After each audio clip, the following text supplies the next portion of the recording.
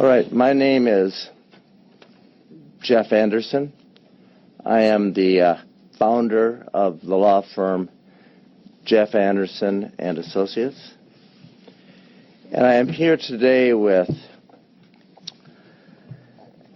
Deborah Mulgrave and Josh Robbins of the Greenberg Gross firm. And we stand here today privileged and honored to stand with a very courageous survivor who has found her voice and had the courage to speak. And also the courage to file a federal action, a lawsuit, just late yesterday in the Central District of California Federal Court. And it is titled Xochitl Martin versus La Luz del Mundo as an organization and all the leaders of it who either knew of and or have participated in a very grave criminal enterprise involving RICO, sexual assault and the cover-up of it, and trafficking, among other things included in this complaint. In a few moments, you will hear from Xochitl. But before you do, I want you to hear from Deb Mulgrave, and then also we'll go to Josh Robbins, who is a former federal prosecutor who has had experience in investigating and looking at serious criminal enterprises, such as this we believe to be. So with that in mind, Deb Mulgrave, please step forward next to Xochitl here and share with us more about today. Good morning. Xochitl Martin has a story unlike anything you've ever heard. The day she walked into our offices and told me about her life at La Luz del Mundo, I admit, it's strained belief to imagine that such a large, corrupt, and criminal organization could exist right under my own nose, undetected, with a global membership reaching into the millions. But as I got to know Xochitl and spoke to more LDM survivors, a tangled web of human trafficking, sexual abuse, and forced labor began to emerge. We stand here today, and we are moving forward in court to speak for literally thousands of victims of Naasón Joaquin Garcia and his conspirators. Xochitl's entire life, every memory, every crossroads, every relationship was defined and controlled by a circle of pernicious, profiteering men that took her body, her labor, and her childhood for their own benefit and sexual enjoyment. Xochitl was trained as a sexual servant at the tender age of 9. She began to work over 40 hours a week for LDM when she was just 14. And every extra penny that she earned for over 30 years went to the pockets of the men who built their lavish lifestyles off the backs of their members. Even today, Xochitl is stalked, threatened, and harassed by the institution that lied to her every day of her life, Not a day has gone by in Social's 33 years that has not been haunted by abuse, coercion, and lies. And what begs belief is that there are literally thousands like her. The lawsuit filed yesterday is the first step in dismantling a complex, corrupt, and powerful institution built on human trafficking and sexual abuse. Some problems are so pervasive, so daunting, that only by appealing to fundamental concepts of justice and righteousness can we begin to heal. A lone individual's fight against the Goliaths behind human rights violations, modern-day slavery, and criminal enterprises requires aggressive, audacious legal undertakings. LDM is precisely the kind of organization, and their abuse of social is precisely the kind of injury behind sweeping laws like the Trafficking Victim Protections Reauthorization Act, RICO, and the new national wave of sexual assault legislation. Behind every fight against Goliath, there is a David. It is an honor and a privilege to represent a true warrior of justice, Xochitl Martin. And no one can tell her story like she can. It is with great honor I present to you my client, Xochitl Martin.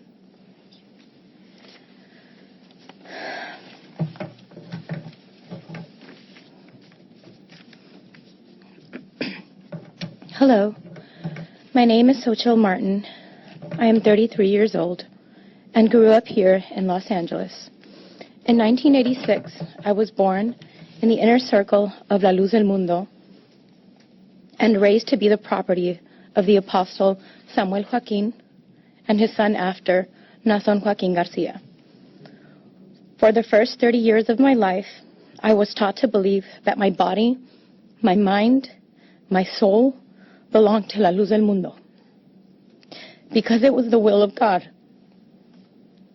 From the age of 9, I was taught that my own family and community, that my eternal soul depended on me sexually pleasing La Luz del Mundo apostles. For nearly 22 years, I was made to work for, travel for, lie for, and give my body to an organization that saw me as nothing more than a source of profit and sexual pleasure. Hundreds, if not thousands, of other children before me and after me suffered the same fate. I come forward today because this has to stop. Generations of young children raised in La Luz del Mundo have been forced to become the sexual servants of La Luz del Mundo's apostles. Girls that should be playing with friends and enjoying their youth spend their time learning how to dance for and touch apostles. As they grow up, these children are forced into more horrific sexual acts. And they can never say no. Their parents, their community, and their ministers teach them that God wants this, that God wants them to please their apostles. And no one who speaks out, and anyone who speaks out, I am someone who has done that, and I have gone through this, the risks of being shamed and abused by the community that raised them and myself. For far too many La Luz del Mundo members, everything they have is taken by La Luz del Mundo. Every dollar they make goes to La Luz del Mundo because they truly believe their money will be used to do the work of God on earth. But all of the hard-earned money goes to making Naasón and his enablers rich. Even the treasured golden family heirlooms of La Luz del Mundo members are melted down to paint the house of the apostles. La Luz del Mundo not only takes children and money from its members, but their labor too. Many thousands of La Luz del Mundo members are coerced into working tirelessly in all conditions to provide La Luz del Mundo and its leaders. La Luz del Mundo temples in your own town, those were built by coerced, unpaid La Luz del Mundo members. The propaganda that La Luz del Mundo spreads online, that was created by coerced, unpaid La Luz del Mundo members.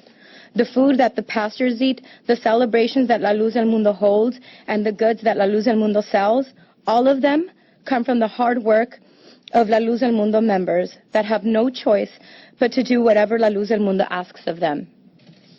La Luz del Mundo has taken everything from its members, and it will never stop unless we make it stop. Naasón Joaquin Garcia is in jail, but La Luz del Mundo and Naason's enablers continue to commit crimes every day. I know, standing here today, that coming forward and bringing this case will make me a villain in thousands of La Luz del Mundo services this week, and hundreds of thousands of La Luz del Mundo members will gather to celebrate the Holy Supper, Samuel's birthday, Holy Supper, it's all the same thing. And Naason's enablers will call me a liar and conspirator, and then coerce their members into giving their last pennies to help Naason fight me and people like me. And while they do that, Naason's family, friends, and bishops will sit back comfortably in a lavish lifestyle that they built off the backs of their members, planning the next generation of abuse and theft. It is time to say no more. But stopping La Luz del Mundo from victimizing its followers is not something that I can do alone. There are countless more of you like me, and I need your help.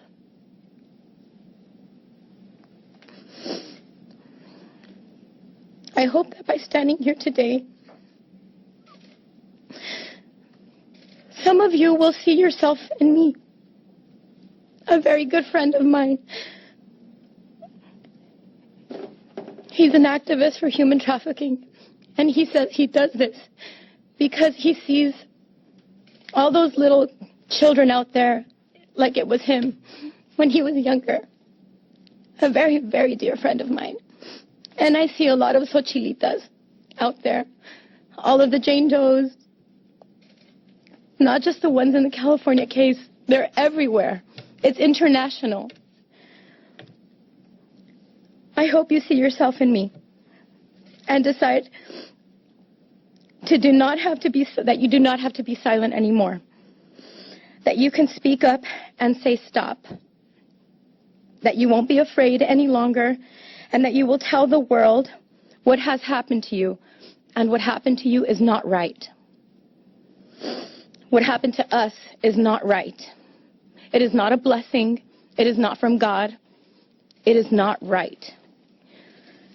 Your stories can help us bring down this corrupt organization. If we all come together and speak as one voice, there is nothing La Luz del Mundo can do to silence us. Thank you very much. Social, please know that your hope that those are being hurt as we speak can now get help, and something can be done through the effort and your courage today. And others in the future may not be.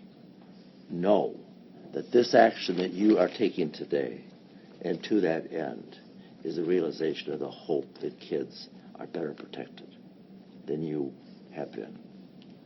Exactly. Thank you. We'll do that then. Josh Robbins, former federal prosecutor, tell us more about this lawsuit, these claims, and the magnitude of them.